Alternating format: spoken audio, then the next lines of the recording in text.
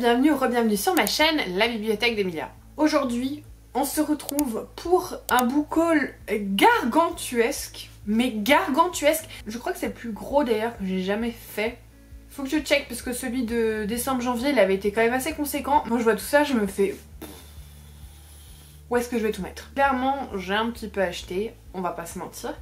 Mais j'ai surtout été extrêmement gâtée par mes amis, ma famille, mon chéri, tout le monde, et j'ai reçu beaucoup de livres pour mon anniversaire puisqu'en juin c'était mon anniversaire. Franchement j'ai été super gâtée et je suis tellement reconnaissante en fait, parce que quand je vois la pile des cadeaux, je me dis waouh, j'ai quand même de la chance d'avoir des gens comme ça dans ma vie.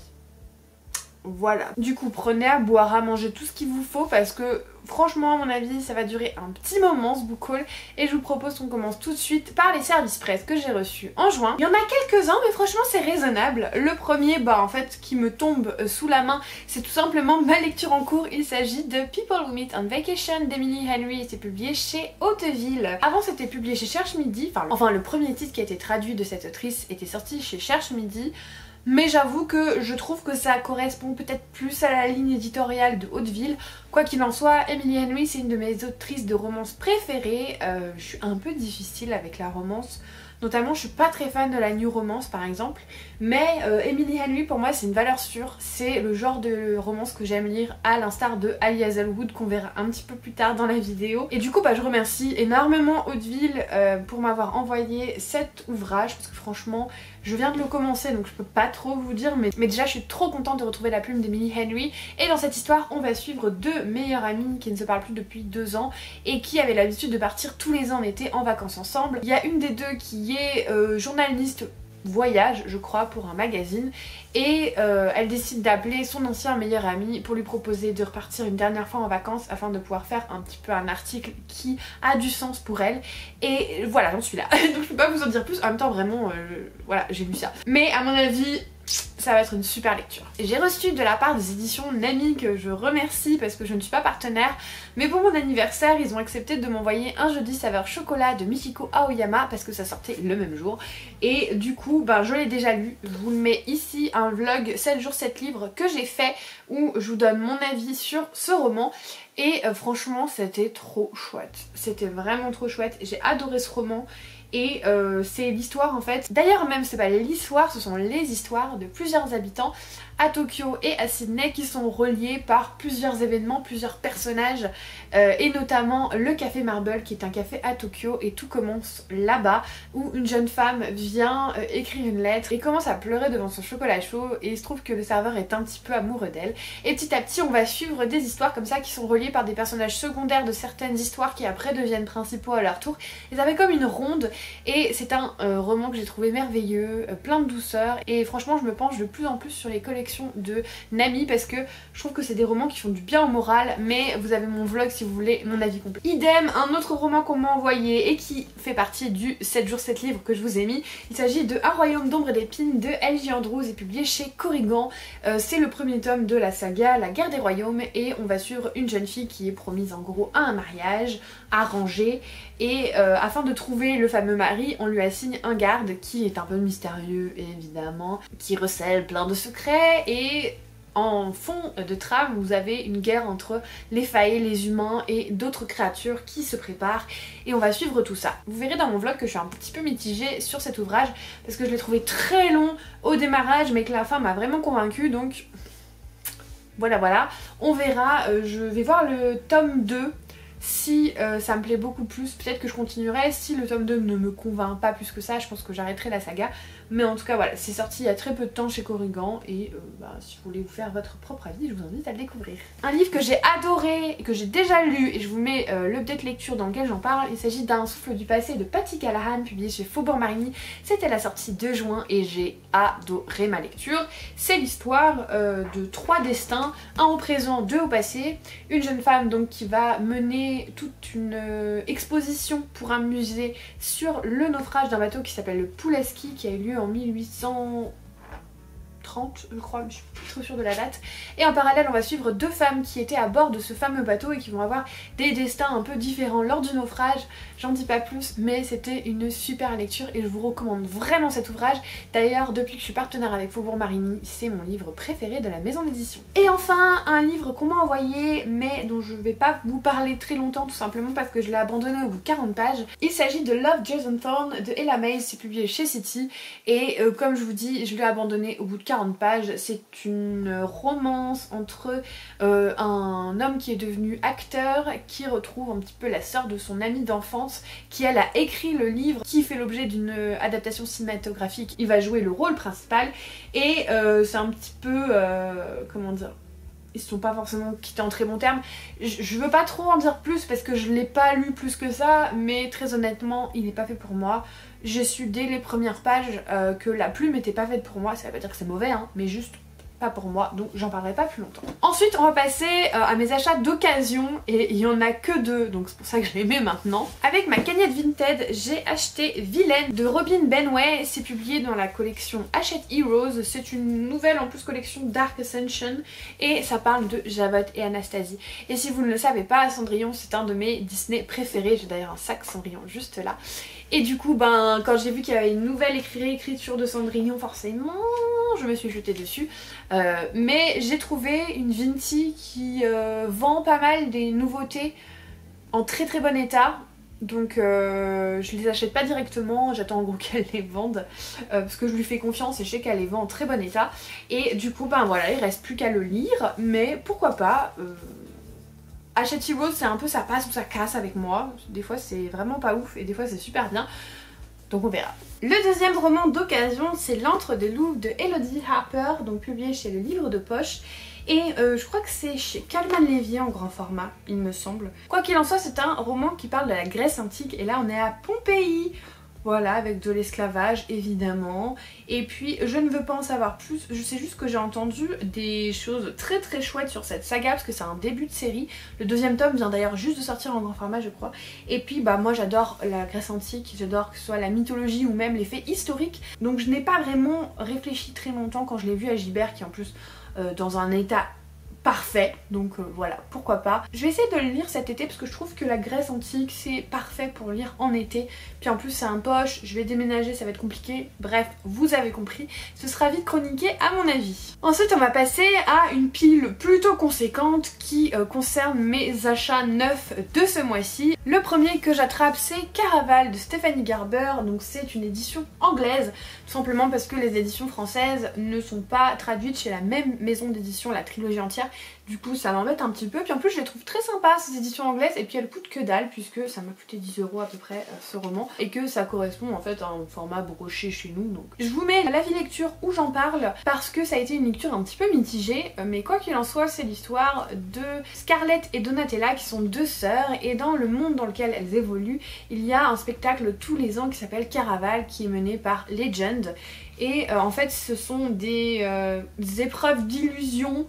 Et ce sont des jeux et à la fin le gagnant gagne quelque chose d'exceptionnel. Scarlett a toujours voulu voir Caraval, sauf que Caraval ne passe jamais deux fois dans la même ville et qu'ils étaient déjà passés il y a bien longtemps dans sa ville, mais elle envoie quand même tous les ans des lettres à Legend pour tenter sa chance. Il se trouve que par un hasard de la vie, qui n'est pas vraiment un hasard, elle se retrouve un petit peu embarquée plus ou moins contre son gré pour aller participer au jeu sur une île qui s'appelle l'Isla de los Sueños je crois. Et va s'en suivre toute une série de jeux et d'épreuves. J'ai beaucoup aimé l'univers, pour la faire court, mais un peu moins les personnages. Mais c'était chouette. Ensuite, je me suis acheté Les 10 000 portes de January de Alex E. Harrow, c'est publié chez le Livre des Poches. Et j'ai le truc des sorcières, le temps des sorcières je crois que ça s'appelle, parce que moi je l'ai en anglais, du coup c'est pas le même nom que dans ma palle depuis 3 ans je crois. 2-3 ans je l'ai pas lu, mais j'achète quand même un autre livre. C'est tout à fait logique. En fait je suis tombée dessus, j'ai eu envie de le prendre et j'ai pas trop réfléchi. Mais c'est surtout, je trouve ça chouette qu'on ait des mondes parallèles, d'où les 10 000 portes. Et c'est un thème qui me semble vachement chouette. Alors, j'ai pas encore vu énormément d'avis là-dessus, mais ceux que j'ai vus étaient plutôt pas mal dans mes souvenirs. En plus, Lucie de la chaîne Lucie a lu, ces derniers temps a lu Éclat dormant et elle m'a donné très envie de découvrir la plume de l'autrice, qui a l'air très intéressante. Je sais plus si lui elle l'a lu. Lucie, si tu passes par là, dis-moi si tu l'as lu. Mais en tout cas, voilà, ça parle de monde parallèle et en général, ce sont des choses qui me tentent pas mal, surtout que j'adore. Je sais pas si vous la voyez. Ah bah non, elle est derrière là. La saga des enfants indociles qui parle aussi de monde parallèle, qui est l'une de mes sagas préférées. Donc voilà. De Fairyloot, j'ai reçu 2 livres ce mois-ci, à la fois le livre de mai qui s'appelle Divine Royals de Rebecca Ross, qui est publié donc chez Magpie, je crois, en anglais. Rebecca Ross est une autrice dont, oh là là, j'avais pas vu l'intérieur, qu'est-ce que c'est beau mon dieu. Oh, c'est sublime, j'adore, j'adore. Rebecca Ross, donc je disais, est une autrice qui a fait... Non mais j'avais pas vu. Vous voyez ou pas? Ce livre est... Mais j'avais même pas vu. Ce livre est absolument incroyable. Comment ça se fait que j'avais pas vu ça? Donc, je reprends pour la 3e fois. Rebecca Ross, c'est l'autrice de Dreams Lie Beneath, qui avait été un coup de cœur pour ma copine Caro, de Caro Mélu sur Instagram. Et je l'ai toujours dans ma pile à lire. Et là, j'ai reçu celui-ci, qu'on va lire d'ailleurs à partir de lundi, il me semble. C'est l'histoire de 2 rivaux journalistes qui vont trouver l'amour. Il est question aussi de dieux anciens et de disparition. Why not? Il paraît que c'est super onirique comme lecture et franchement le livre est sublime. Alors j'espère qu'il ne subira pas la malédiction des livres trop beaux que je n'aime pas chez Fairyloot. Chaque fois je suis là genre oh il est trop beau, j'espère que je vais l'aimer et je l'aime pas. Mais écoutez, qui vivra verra, de toute façon je le commence lundi donc on est bientôt. Le livre de juin, je sais plus, écoutez, j'ai reçu 2 livres Fairyloot ce mois-ci, voilà. Sing Me to Sleep de Gabby Burton, c'est publié chez Otherscape. Putain, j'avais jamais eu Otherscape. Et c'est une histoire de sirène, of course. Alors là, est-ce que j'ai... Oh, c'est joli aussi. C'est joli. Les end papers sont un peu moins exceptionnels, mais c'est joli. Et puis, il y a une jolie tranche, regardez-moi ça. Hop là! Donc c'est une histoire je crois de sirène et surtout on a un personnage principal de couleur. On va aussi avoir des faillets parce que la sirène va se déguiser en faillet apparemment et va faire semblant d'être un soldat qui est à l'académie je crois. Et je ne veux pas en savoir plus, c'est des sirènes, c'est en plus des personnages principaux de couleur donc c'est plutôt chouette parce que j'ai jamais lu ça avec des sirènes donc on aime bien. Dans la mouvance un petit peu de la petite sirène avec Halle Bailey qui est d'ailleurs est exceptionnelle dans son rôle. Ça normalement on le lit le mois prochain, donc en août, sur le Discord de Retelling qui est notamment géré par Les Affaires de Louise. Et puis bah on verra, en tout cas ce sont 2 très beaux ouvrages franchement. À chaque fois je suis là genre waouh. Waouh! Ensuite j'ai commandé 2 livres aux éditions Hurlevent. Le premier c'est Les Fêlures de Wakefield Manor de S.I. Armand que je n'avais pas pu avoir parce que j'avais loupé la pré-vente et après il n'était plus disponible sur le moment. On est en Angleterre en 1910 avec une jeune veuve de 27 ans qui va accepter un poste dans un manoir. Vous savez que les petits manoirs, l'Angleterre, ce sont des choses qui me bottent bien. D'ailleurs j'ai lu Descendre sur tes mains il n'y a pas longtemps, que j'ai adoré et ça c'est bien dans voilà dans l'ambiance de ce que j'aime beaucoup donc nous verrons. Oh là là mais incroyable, il y a une playlist de lecture aussi mais ça c'est génial. Alors il faut savoir que ce que j'ai notamment le plus aimé dans Descendre sur tes mains c'est qu'il y avait une playlist de lecture et là il y en a une aussi. Je vais me régaler, je vais adorer, j'ai trop hâte de lire ça mais pour moi ça c'est vraiment une lecture d'automne donc ça attendra un petit peu. Par contre, ce qui n'attendra pas, c'est la lecture de Nuit d'orage à Haute-Rive de Juliette Galliani qui se passe à Lyon. Voilà, bah tout simplement, voilà. Mon côté chauvine s'est réveillé en 1954 pendant l'été. La famille des Bellamy se retrouve à Haute-Rive et pendant 2 mois, en gros, ils organisent plein de fêtes et de réceptions. Il va y avoir des choses qui vont se passer. Mais il y a aussi une liste de lecture ici, mais c'est incroyable! Ils font ça pour tous leurs romans. S'ils font ça pour tous leurs romans, c'est en passe de devenir du coup une de mes maisons d'édition préférées parce que vraiment je trouve ça exceptionnel ce genre de choses. Donc je vais me faire un plaisir de lire en écoutant à la fois les playlists de lecture. Quoi qu'il en soit, super contente, c'est à Lyon. Je crois qu'ils commencent la lecture commune dans pas longtemps. Je vais voir avec Marie de Mirazonchi si elle veut faire une lecture commune parce que chauvine, Lyon on adore. Mais en tout cas ça c'est clairement une lecture d'été. C'est en plus l'été où je vais quitter ma belle ville de Lyon. Donc ce sera un hommage, voilà, un dernier au revoir. Et puis voilà, je vais lire ça très bientôt, ça me donne très envie et puis ben voilà. Ensuite je suis allée à la dédicace de Victor Dixon qui passe tous les ans et franchement je vais me faire un plaisir de scruter religieusement tous ses allées et venues parce que vraiment j'adore ce monsieur et donc j'en ai profité pour me prendre Le Tombeau des Immortels, le premier tome de la nouvelle saga Vampiria America qui est donc la deuxième saga dans l'univers de Vampiria, puisqu'il y en a 4 de prévus je crois, qui va se passer donc aux États-Unis et qui va suivre 6 desperados qui en gros vont essayer de faire un espèce de casse. Je sais plus trop pourquoi mais je sais qu'on va avoir une bande de joyeux lurons qui vont tous s'associer pour essayer de récupérer, je sais plus si c'est du sang ou quelque chose comme ça, mais en tout cas pour gâcher la fête de la transmutation, donc le bal des débutantes qui est organisé chaque année pour transformer 13 débutantes en immortelles chaque année. Ils veulent tout faire capoter quoi en gros. Et ça ce sera lu cet automne parce que je me garde le Vampiria pour Halloween parce que c'est parfait pour Halloween. En plus là il y a des sorcières des Coven donc on est vraiment dans l'ambiance automne et ça ce sera lu c'est sûr cet automne. Je me suis acheté Le Cœur du Prince Corbeau de Tessandja Odette, publié chez Corrigan. Alors là il est marqué que c'est le premier tome du Royaume des Fae, mais en fait c'est le deuxième. Voilà, en fait ils ont décidé de ne pas le sortir dans l'ordre, je ne sais pas pourquoi, peut-être parce que Un Royaume d'ombre et d'épines faisait un petit peu référence à La Belle et la Bête, et en fait le premier tome de cette saga fait référence à La Belle et la Bête, et du coup vous pouvez peut-être pas les faire en même temps. Bref, je ne sais pas, j'ai pas demandé officiellement donc c'est vraiment que des théories, mais on est sur une réécriture de Cendrillon, et comme je vous ai dit, bah Cendrillon voilà, hein. On va suivre le prince Franco qui est le prince à marier entre guillemets. Mais il a totalement renoncé à l'amour et il en a un petit peu marre qu'on essaye de le marier constamment. Et du coup il va passer un pacte avec, comment elle s'appelle, Amber, une pauvre domestique mi-fae mi-humaine, afin de pouvoir, je suppose, faire semblant d'être fiancée, mariée, peut-être. Je veux pas trop en savoir plus, c'est une réécriture de Cendrillon donc forcément ça m'ambiance plus.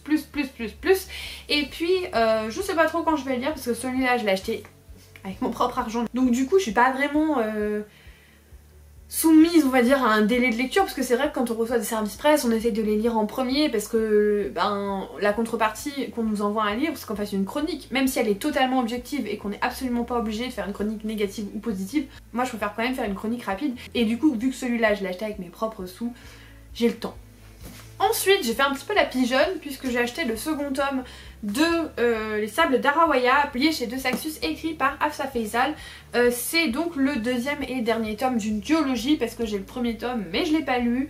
Et voilà, j'ai fait la pigeonne parce que je me suis dit ah, imagine ils sont plus disponibles, mais en fait je sais même pas si je vais aimer. On est sur de la fantaisie orientale donc c'est typiquement ce que j'ai envie de lire en ce moment.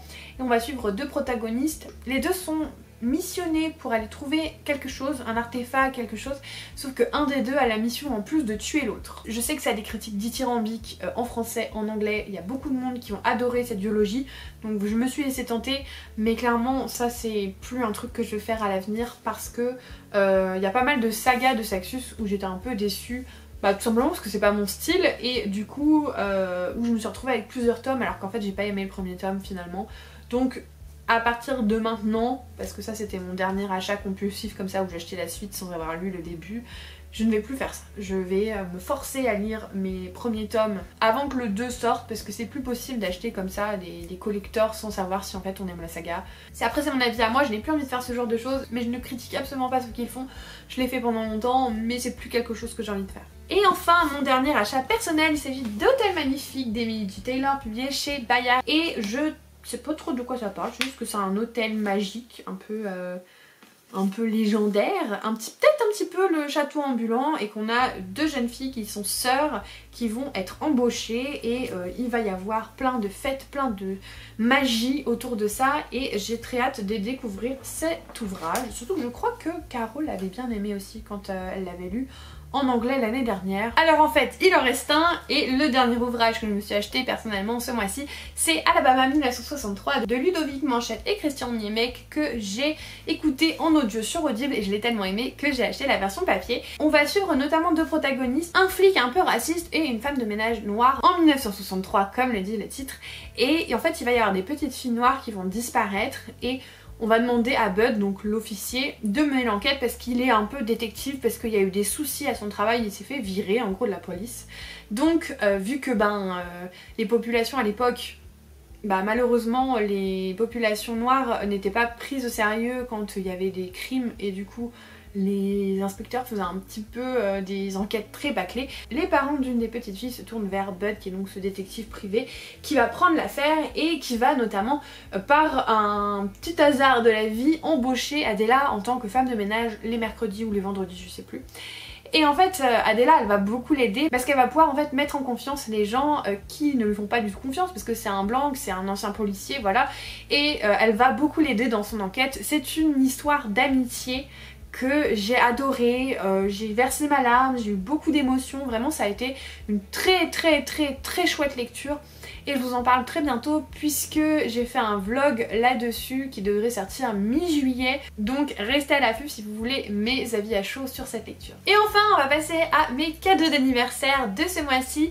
J'arrive tout de suite parce qu'il y en a pas mal. En tout premier lieu, mon conjoint m'a offert les intégrales 1, 2 et 3, donc pour aller jusqu'au tome 6 de la saga des Chroniques de Bridgerton de Julia Quinn, publiée chez J'ai lu. J'ai adoré la saga et j'avais très envie de découvrir les livres parce que j'ai fait un petit peu une espèce d'obsession ces derniers temps après avoir vu La Reine Charlotte et rebingé les 2 premières saisons de Bridgerton. Et du coup j'ai déjà lu la première intégrale et franchement j'adore. Alors je dirais pas ça tous les jours mais c'est un petit plaisir coupable franchement très agréable et je me procurerai sûrement très bientôt la suite des intégrales. Je vous parle tout le temps de la saga L'Assassin Royal, je vous ai notamment fait une vidéo avec l'ordre de lecture que je vous mets juste là. Et pour terminer la deuxième ère de l'Assassin Royal, mes copines Johanna et Aurélie, que je remercie grandement, m'ont offert les tomes 11, 12 et 13 de l'Assassin Royal pour me permettre de terminer en gros cette trilogie que je n'ai pas commencée, mais pour les avoir à ma disposition déjà. Parce qu'il faut savoir qu'ils sont en train de faire des nouvelles éditions et moi je préfère celle-ci. Du coup je suis en train de me dépêcher pour tout acheter dans ces éditions là et mes copines pour mon anniversaire ont voulu m'aider un petit peu et m'ont du coup offert 3 tomes de cette saga, je les remercie amplement. L'Assassin Royal à la base c'est l'histoire de Fitz qui est un jeune bâtard qui va arriver un petit peu au palais et qui va devoir naviguer entre tous les complots politiques qui existent et en même temps être formé pour essayer de devenir l'assassin du roi qui n'est autre que son grand-père. Et il va y avoir plein de choses, c'est tellement vaste que c'est très difficile de réduire tout ça à juste cette phrase, mais en même temps après il y a risque de spoiler donc je vais m'arrêter là. En tout cas je suis super ravie d'avoir eu ces 3 exemplaires parce que c'est un peu une de mes sagas chouchou quand même. On continue avec les mystères de Fleet House de Lucinda Riley, publié chez Le Livre de Poche qui m'a été offert par ma chère amie Maud qui a tapé dans le mille parce que Lucinda Riley j'adore avec la saga de Sept Sœurs, c'est vraiment une chouette lecture.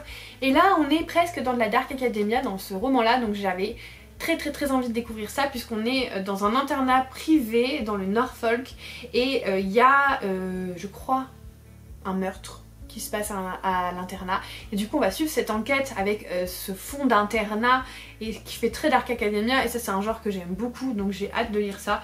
Je lirai ça à l'automne c'est sûr. Ma chère Maud m'a également pris Ce qu'elle a laissé derrière elle d'Hélène Marie Wiseman, publié chez Pocket mais en grand format chez Faubourg-Marigny. J'ai découvert Hélène Marie Wiseman avec le titre de Mars de Faubourg-Marigny qui s'appelle Là où sont nos racines et j'avais adoré, donc j'ai très hâte de redécouvrir sa plume à travers un autre de ses ouvrages. Et on est à New York en 1929 avec une jeune fille qui va être mise de force dans un asile et puis on va retrouver cet asile 70 ans plus tard. La thématique des asiles psychiatriques c'est une chose que j'aime bien en général, donc j'ai hâte de découvrir ce roman. Pénélope de la chaîne Plop a été super mignonne aussi et m'a envoyé un ouvrage qui s'appelle Citadin de demain, donc le premier tome de Capitale du Nord de Claire Duvivier dans la série La Tour de Garde qui se lit en quinconce, un tome de Capitale du Sud puis un tome de Capitale du Nord et ainsi de suite jusqu'à ce que les 6 livres soient fini. J'avais lu le premier tome de Capitale du Nord et je l'avais pas apprécié à sa juste valeur parce que j'étais pas dans le mood, j'étais pas dans l'ambiance et je lisais quelque chose d'assez similaire en parallèle. Du coup je vais quand même redonner une chance à cette saga et pour me motiver elle m'a offert la suite afin que je puisse binge-watcher un petit peu les 2 premiers tomes de cette saga, ce que je pense que je ferai. Je sais pas trop quand parce que l'été va être quand même bien rempli, mais en tout cas merci beaucoup Pénélope pour ton geste, ça m'a beaucoup touchée et j'espère que je pourrai apprécier à juste valeur cette saga dont vous ne faites que tarir d'éloges avec Juliette et Lucie. Donc voilà, merci beaucoup. Ma chère Camille de Madame Errance est une grande folichonne puisqu'elle m'a offert 2 grands formats. Un grand merci Camille, vraiment c'est trop. Elle m'a offert du coup la partie 1 et la partie 2 du tome 4 de Keleana, ce tome qui avait été cruellement coupé en 2 et où il y avait eu des polémiques parce que, mais à juste titre, hein, ça avait été coupé en 2 et du coup ben le prix des 2 livres combinés ça fait quand même cher le tome. C'est la 4e partie de la saga Keleana, donc pas trop vous donner le résumé de ce roman là, mais à la base Keleana c'est une saga de Sarah Dimas qui va suivre donc Keleana qui est une assassineuse emprisonnée dans une mine et qui va être sortie en fait de son emprisonnement par le prince héritier pour la faire concourir à des jeux qui ont pour but de déterminer qui sera le prochain assassin du roi. Alors du coup ça la ferait être 5 ans au service du roi, mais 5 ans contre une éternité d'esclavage, le choix est vite vu quand même. Donc j'ai hâte de lire ce tome là, le tome 4 normalement avec Mélanie de The Book of Melanie fin juillet et début août. Ma copine Virginie m'a offert The Spanish Love Deception d'Elena Armas publié chez J'ai lu, qui est une romance qui pour moi sera parfaite pour l'été puisqu'elle se passe en Espagne en plus et qu'on va avoir une jeune femme qui n'ose pas arriver toute seule au mariage de sa sœur et qui va donc embaucher quelqu'un pour jouer son petit ami. J'aime beaucoup ces tropes de fake dating, c'est vraiment quelque chose qui me plaît bien dans la romance, donc j'ai très envie de le découvrir. En plus franchement il a plutôt des bonnes critiques, donc why not. En tout cas merci beaucoup parce que je vais me régaler, c'est parfait pour l'été et ça va me permettre de me détendre et de me changer un petit peu les idées pendant cet été qui va être très chargé. Ma chère Lovelda m'a offert Mémoire de la forêt de Michael Brun-Arnaud publié à l'école des loisirs, c'est le 1er tome et je l'ai déjà fini. Pareil que pour Alabama 1963, vous aurez mon avis très bientôt dans une vidéo qui va sortir mi-juillet, donc restez connectés. C'est un jeunesse qui va raconter les histoires de Ferdinand Taupe qui a la maladie de l'oubli-tout, c'est-à-dire que c'est un peu comme Alzheimer et il ne se souvient plus de sa vie. Il va donc aller chez son ami le libraire Monsieur Renard à qui il avait vendu ses mémoires, sauf qu'en fait quelqu'un les a achetés la veille et du coup ils vont partir tous les 2 en exploration pour essayer de retrouver les mémoires de Ferdinand Taupe. Spoiler alerte, c'était beau, j'ai pleuré comme une madeleine, vraiment comme une madeleine. Et c'était magnifique, mais pour avoir mon avis complet, il faudra attendre la vidéo de mi-juillet. On parlait de Marie tout à l'heure, donc Marie de Mirazonchi m'a offert Celle qui se taisait de Maria Barbal, c'est publié chez Charleston dans la collection Les Ailleurs, puisque c'est un écrit de langue catalane à la base, et en fait c'est une histoire qui va raconter une traversée des Pyrénées à l'époque de Franco, et il faut savoir que c'est ce qui s'est passé pour ma famille du côté de ma maman, et du coup c'est une thématique qui m'intéresse quand même pas mal. J'ai envie de lire sur ce sujet parce qu'au final ça fait partie de mon histoire familiale. Et du coup quand on était toutes les 2 à la Fnac, je lui avais dit que du coup c'était un titre qui me tentait bien parce que voilà, histoire familiale blablabla, et du coup ben pour mon anniversaire elle me l'a offert, donc un grand merci Marie. Et enfin parce qu'on arrive à la fin de ce book haul, le dernier c'est un livre que j'avais déjà lu qui m'a été offert par mon compagnon en format normal. Et du coup quand le format collector trop beau est sorti, j'étais là genre mais non, je ne peux pas l'acheter parce que mon chéri me l'a offert pour la Saint-Valentin, je ne peux pas. Mais du coup Aurélie s'est dit bah moi je vais lui acheter, et du coup elle m'a offert The Love Hypothesis en version collector d'Ali Elzaloud que j'ai adoré, vraiment c'est un roman que je surkiffe. J'ai encore plus aimé Love on the Brain, son copain qui est juste là. Et du coup bah merci beaucoup Aurélie parce que comme ça me fait une bonne excuse, c'est pas moi qui l'ai racheté, voilà. Surtout que je l'ai déjà lu, je l'ai adoré. Mais franchement cette édition avec son copain, regardez, ils sont trop beaux. Voilà, donc merci. Voilà, c'est l'histoire d'une fille qui s'appelle Olive et en gros sa meilleure amie est amoureuse de son ex, sauf qu'en fait elle s'en fout complètement de son ex. Elle est restée 2 semaines avec lui, elle a aucun sentiment pour lui et elle voit bien que les 2 ils sont bien amoureux, mais sa meilleure amie elle veut surtout pas y toucher parce que voilà le code des copines quoi en gros. Du coup elle va embrasser un étranger dans les couloirs de la faculté, enfin de l'université, pour lui faire croire à sa copine que bah voilà elle a un mec, donc en gros elle peut sortir avec son ex.